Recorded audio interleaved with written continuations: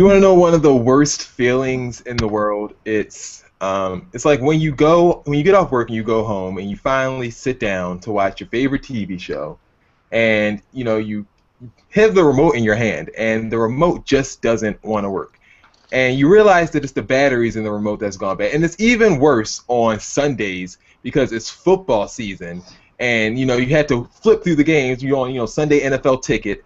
And if your batteries don't work, then you have to get up or you just have to stay on the game the entire time. I'm lazy, so I'd most likely stay on the game the entire time. Or you can spend some money, go to the store, pay some money, and buy some batteries. I mean, and if you buy the cheap ones don't work because the cheap ones run out too much. So you're kind of stuck. And Tom Brady, he had a week like that this week because when he played the Kansas City Chiefs, he got destroyed 41-14. Hashtag 41-14 is the rule. And Tom Brady was so bad in that game. He had 157 yards or something like that. He was awful. Had a QBR of 11, 1 touchdown, 2 interceptions. He was god-awful. And he was awful not because he sucks all of a sudden, not because he's getting older, not because people are figuring him out. He sucked because Belichick forgot to change the batteries in the Patriots this offseason. Belichick does not want to go to the store and purchase Duracells. He's going to the store and purchasing Sunbeams and making Tom Brady play with some BS Sunbeam batteries. He needs to go to the store, spend the money, get some Duracells, get Brady some players, and Brady will be back to being Brady. There is no reason why Tom Brady has to play with the likes of a Kimbrell Tompkins, Brandon LaFell, Gronkowski, who has turned into Gronkflopsky. Like, he is awful now. I cannot believe that the New England Patriots, as good of an organization that they are, have decided to give Tom Brady absolutely nothing, basically go tell him to figure it out his damn self. John, am I wrong, or should Tom Brady take some of the blame in this? What do you think? I mean, sometimes, the quarterback gets most of the blame when things go wrong. And definitely in this case, I think Tom Brady doesn't have any blame as far as I'm concerned. You look around him. I mean, Brandon LaFell is his top option at wide receiver. He's playing with Dallas Store batteries. That's what he's doing. I mean, Aaron Dobson and these other guys, Danny Amendola. I mean, these guys you cannot rely on. Shane Vereen and Stephen Ridley, those guys. I mean, those guys. I mean, it confuses me because last year these are the same guys that he had. And Tom Brady is. I mean, he willed that team to the AFC playoffs. You can only do so much with some being. Yeah, I mean, it runs out after a while, really quick. Yeah, I mean, it's only so much you can do. Teams will figure it out. And also, I mean, they haven't surrounded Tom Brady with a reliable offensive line. Any quarterback is going to get murdered on the field without any protection. Adding to the fact that you have no weapons, that's just a disaster waiting to happen. Tom Brady hasn't lost anything. New England has lost its mojo talent-wise. So I mean, and that's what we're seeing. What happened on Monday night. Am I wrong, Eric or James? Feel free to interrupt at any point. Am I wrong by saying Brady's playing with no batteries? I can't really. I agree, but I don't agree because it's the same batteries he played with last year. But the batteries ran out clearly. They were cheap. But I feel like there's a difference. You got the same guys. Either the defenses have caught up to you, or it's a little bit of both. I'm thinking. I'm leaning a little bit. It's a little bit of both. I'm not going to sit there and say that, yeah, he does need some better wide receivers, but he got the same ones that he whipped it up with last year. So Brady sucks. That's what you're telling me. Brady sucks all of a sudden. No, I ain't saying that he sucks. I think it's a little bit of both. He does need some better players, but, hey, how old is he? What, 38? Yeah, about 100. Yeah, he's about 38 years old now. You know what I'm saying? Hey, you getting old. You know what I'm saying? So it might be starting the decline of Brady now. So, it's a little bit of both. I agree with you. You know what I'm saying? But I disagree to a point, too. I mean, but as your quarterback is getting older, you should want to surround him with more weapons. Look at Peyton Manning in Denver. He is older, but he has the top weapons to contend. And as Brady gets older, he needs as much help as he can get. I mean, your skills are going to diminish. What Belichick is doing right now is I'm sure the defense, of course, is better than the situation I'm going to give here. But he's basically putting what Aaron Rodgers has on him on Tom Brady. Aaron Rodgers is in his mid-20s. Tom Brady is 100. You can't do that to Tom Brady after he's been fighting all these years and having all these toys and just take them all away. They let go of Mankins, the top O-lineman. Logan Mankins is number one offensive lineman. They didn't want to pay Mankins. That's why. They don't want to pay anybody. Eric, Yeah. go Tom ahead. Brady running around. He's always been a pocket quarterback. You know what I'm saying? It's not like he's out there playing the spread option. You know, What that so got to do? I mean, he still need people to catch the ball. These people suck. Brandon LaFell, the Carolina Panthers let him go. They didn't think he was good enough for Cam Newton. How is he good enough for Tom Brady? Are you kidding me? Are you kidding me? That's ridiculous. not a number one wide receiver, but he isn't that bad. You know what I'm saying? It's time for Damian Amendola to step up. They paid him number one money. He ain't doing nothing. Don't hold your breath for Amendola. He's done. Don't hold your breath. He's done. He's an injury. His offensive line stuff. He don't have a running game. You can't all put it on Tom Brady. Nah. Well, I'm gonna say it like this. I think Belichick got a little bit of Shanahan in him, thinking that he could just take anybody and throw them in that position and they gonna ball. That's the Andy Reid approach. Yeah, Well, Shanahan Garoppolo did it. after he benched Brady against the Kansas City Chiefs. Garoppolo comes right in. I was on the phone with Eric. Garoppolo comes right in, goes right down the field, scores a touchdown. I mean, what the hell is that about? And Brady doesn't even dap him up on the sidelines. Like, it seems like there's a little rift going on in the locker room there, the New England Patriots. I can't explain it. I don't get it. I'm pretty sure Tom's still feeling some type of way about them letting Wes Walker walk away. So I'm sure it hasn't gone away. Well, speaking of stuff I don't get, the San Diego Chargers, they've had a nice little start. They are 3-1. They've beaten teams such as the Seattle Seahawks, the Buffalo Bills, the vaunted Jacksonville Jaguars. They lost a close one in the first game to Arizona Cardinals, but somehow they're anointing Phillip Rivers as the early season MVP after wins over Buffalo and Jacksonville. Eric, you know what I have to say about Buffalo, right? What I have to say? Who cares about Buffalo? No one cares about Buffalo. So why is Phillip Rivers getting all of this attention for being an MVP candidate when all he did was beat average teams? You know, is this all about that Seattle Seahawks win that he had, or is it deservedly so him, getting the due diligence that he deserves? Eric, what you think? I think a little more because I mean, part of I can barely hear you, yeah.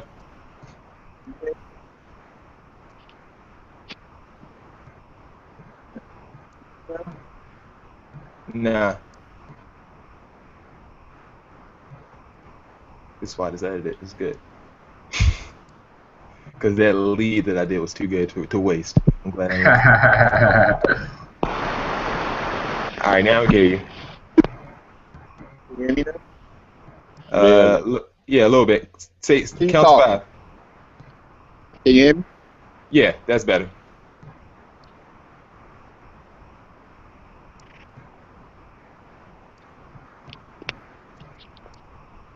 Does that sound better? Yeah, that's Yeah. better. That's way better. All right. I mean, I just think that the early part of the season, there just isn't anybody else. You know what I'm saying? That's really standing out to being an early MVP candidate. I mean, like I told you before, I don't believe in San Diego. San Diego has done this numerous times before. They've been regular season champions, and when they get in the playoffs, they don't show up. So I have no faith in San Diego at all. So you're not buying that Phillip Rivers is literally the best quarterback in the league right now. John, I know that you're not as big of a Phillip Rivers hater as I am. I'm sure you have some sort of respect for him. I can't stand. I've never been able to understand the likeness that people have in Phillip Rivers. I don't get it. I never have. I think Rivers is the lovable loser in the NFL. We all, the. There's not a lot to love about him. I don't get that either. Yeah, It's just I mean.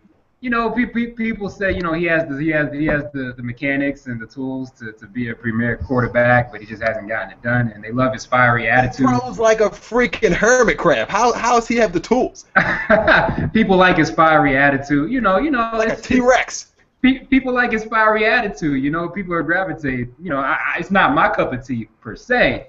But like Eric said, it's still earlier in the season. Things have to shake out. I mean, DeMarco Murray's an MVP candidate in some people's eyes. That's an MVP candidate. Yeah, I so- give DeMarco Murray MVP. Thank you. That's a worthy MVP candidate. We'll see if that continues. I'm not jumping on the bandwagon just yet. But it's still early. Aaron Rodgers I think is going to come on late. So I mean, Phillip will get pushed aside pretty soon. I mean, people like Steve Smith, people like that who've been doing it. Not freaking Phillip Rivers. Beat Buffalo and Jacksonville, and that's all it takes for you to be an MVP candidate. I should join the NFL, and I think I could be Buffalo, and I could be Jacksonville, and then not be MVP of the league. I think that's all it takes. Okay, that's cool. I'm down. Speaking about down, the Dallas Cowboys have been 8-8, 8-8, and 8-8 the last 3 seasons. We've ripped Jerry Jones for all the decisions that he's made. We've basically asked for him to fire himself. He hasn't done so, and he has gone on to draft offensive linemen in the past, 3 or 4 first rounds of the draft. Now it looks like it's working out because the Dallas Cowboys, guess what, have the best offensive line in the damn league. And is it because of what Jerry Jones did, or is it just luck? And we're going to speak to a fellow Dallas Cowboy fan. James, what do you think, Big Game, about the Dallas Cowboys' new fortunes at offensive line? Should Jerry Jones actually be praised for finally getting something right? Absolutely, positively not. Man, please, that cat didn't want to draft half the guys that they had on there, dog. We ain't going. He still talks about how he wanted to draft Manziel. I mean, seriously, Manziel. Now, don't get me wrong. I wasn't the biggest. I like Martin, but I was looking for something different. His son had to talk him into getting Martin. Now it's paying off. So no, I don't give him credit that he actually knew who to get. They got a lot of guys behind the scenes that are informing him on the stuff that he needs to do and stuff. And basically, it was from what I've read, that it was basically to the point to where they were about to fight in trying to keep him from putting in the card for Manziel. You know what I'm saying? So no, I don't give him that much credit. I give the scouts and a lot of other people under his son, I give them more credit than I would give him. But he is the general manager, so he ultimately has the last call. So if he makes that call, if he listens to his people, you can't sit here and say Jerry Jones never listens to people. Jerry Jones does what he wants when he's been doing it for the 4 years in a row. Like, that's a lot of patience, don't you think, John? I mean, that's a lot of patience for someone like Jerry Jones who has all the power in the world. You're asking if Jerry Jones should get the credit for this? Get some credit. I mean, all we do is rip him. Shouldn't he get some credit when they're doing good? No. Don't his football people make the bad decisions too? I mean, it's not just Jerry who's making bad decisions with the trades or whatever like that, or people, or Morris Claiborne. It's not just Jerry; it's his football people too. It's common knowledge that Jerry Jones gets in the way of football personnel decisions. He needs to stay in the background. As a businessman, I respect him. As a businessman, he's a heck of a businessman. He gets things done on that side with the whole stadium and everything. But as far as football is concerned, heck no, he should get any credit. No. Heck no. Eric gets all the credit when they lose. He gets all the credit when Morris Claiborne doesn't work out. Shouldn't he get at least just a little bit, Eric? Just a little bit, just for them going 3-1 to start the season? No, I don't really. No, I wouldn't give him the credit for any of it. You know what I'm saying? No, because he's been making mistakes. So. Is this the same guy who wanted credit when Jimmy Johnson was the coach? Yep. Okay. Let's talk We're not going to take it back. They were just going the last 4 years. I'm just saying. Look, we have all made mistakes. People change. Yeah, and he has changed. He's changed enough to let the other people make the right decisions for him. And he deserves credit for that, does he not? Come on. No, he getting old. He's about 72 years old. He knows there's going to have to be a transition soon to his son. So the best way of that transition, working the best for everybody, is by him stepping to the side and just being, to a point, being like a yes man. Now, I give him credit for being one of the best owners in the NFL and stuff, because I love the way he's open as far as with his wallet. If it's somebody he wants, he gonna go get them. But as far as making some of those moves, as far as the draft move, you've seen his history in the past, what he's done, dog. If you notice, since the last 4 years, since they started doing offensive linemen and putting their draft picks in the right areas and stuff, things are getting better. That's only because he can't keep on taking all the flack that's coming his way for them making them bad drafts. So I don't give him credit. I give him enough credit because he finally went on here and said, okay, instead of going his own way. Will the Cowboys win the NFC East? John, I know you don't think so because you got Philly going. But will they finish with a winning record at least this year? What do you think? Yeah, I'll give them a winning record this year. I'll give them a winning record. Without a doubt. Oh, now it's without 3 8-8 seasons, and now it's without a doubt. You start 3-1. Now it's without a doubt. I'll give them 9. Our issues have always been in the beginning of the season and at the end of the season. Well, We've always in the middle. We've always had been decent in the middle of the season. It's always been the beginning and the ending when they've been stinking. so you think the middle's going to be trouble this year? You think I'll switch that around? Yeah, I think that they might struggle towards the end because the end it gets a little bit tough and stuff like with the got teams who are going to be playing and stuff. But I think by getting off to a decent start, all they have to do is go in the next 7 games, go 4-3. You know what I'm saying? And they put themselves in the prime position as far as I think. Eric, why are you laughing? Because Dallas sucks. So you see another 8-8 season coming on? Talk to me. If not 7-9. Oh, that's disrespectful. Ouch. Right. That's just Ouch. Hey, I could deal with you if they kept going the same way as far as the type of He said offense they're gonna go that they was 4-8 the running, rest of the dog. way. The disrespect. But they changed the way they're running their offense, dog. You got the leading rusher in the NFL now, dog. Compared to what they was doing before, where Romo was chucking the ball 50 times, dog. Dog. How long is that going to last? How long is that going to last? Eric said they're going That's the 4-8 the question. rest of the way. That's the He has big no question. respect. Yeah, that's the Is big Dez question. happy about that, James? Is Dez happy about that? No, Dez isn't. It don't make a difference. He ain't going nowhere. Oh, he's That not. boy ain't going nowhere. He know he ain't going nowhere. He don't want to go nowhere. So he Okay. if they go back to the old ways of back in the 90s, that's the same way. Irvin was happy with what he got, and there was a run team then. So hey, Well, speaking of hilarious, Brady Hoke, the coach of the University of Michigan, was asked after this week's stomping that they took at a hand. I think it was a Division III school they probably lost. it Who was cares at this Minnesota. point? It was Minnesota. Yeah. Basically, Same a thing. Division II team. Okay. Haven't been relevant in decades, Minnesota. Are you kidding me? He was asked after the game what he still thinks about this team.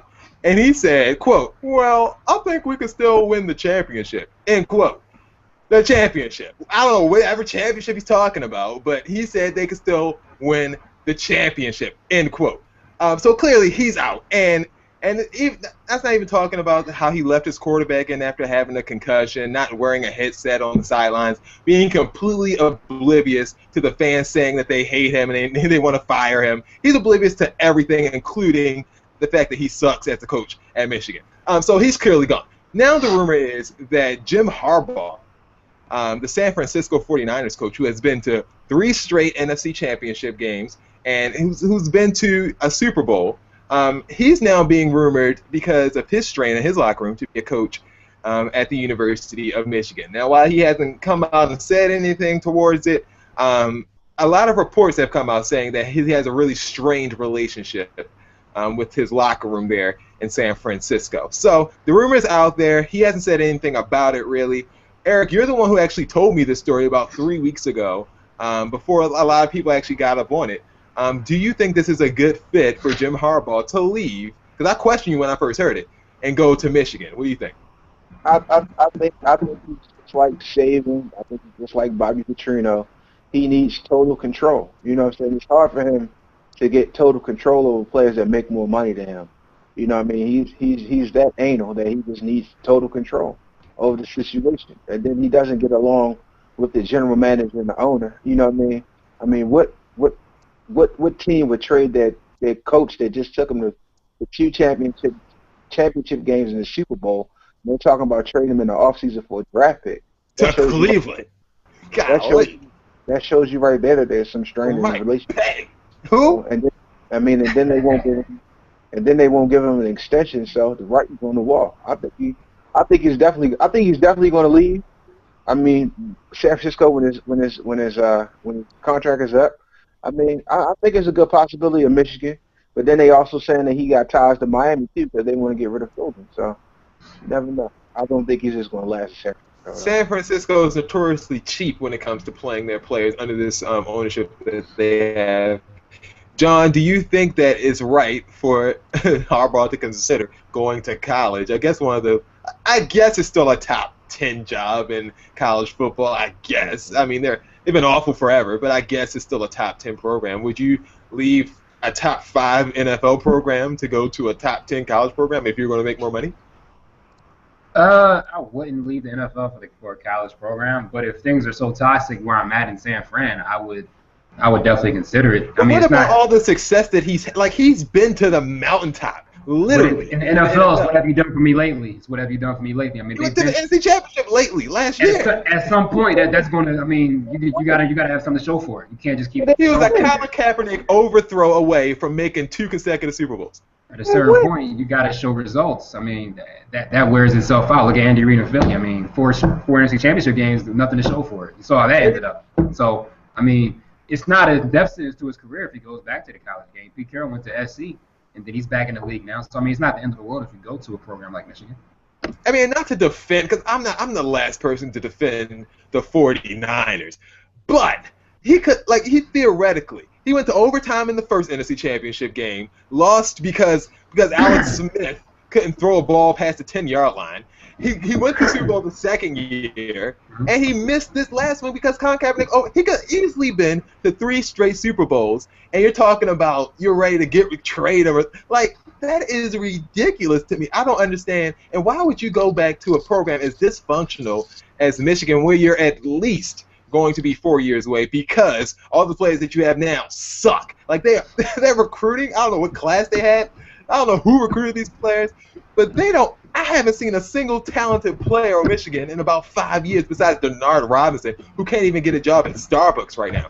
Are you kidding me? Like, what is there to like at Michigan? I don't get it. Well, You got to realize that's his alma mater. His alma mater, dog. He played there, so I mean, why would you not want to go there to coach? And if he turns things around, I mean, he's a hero there. I mean, you got to look at the upside to it. You know. Now, I'm gonna say this here.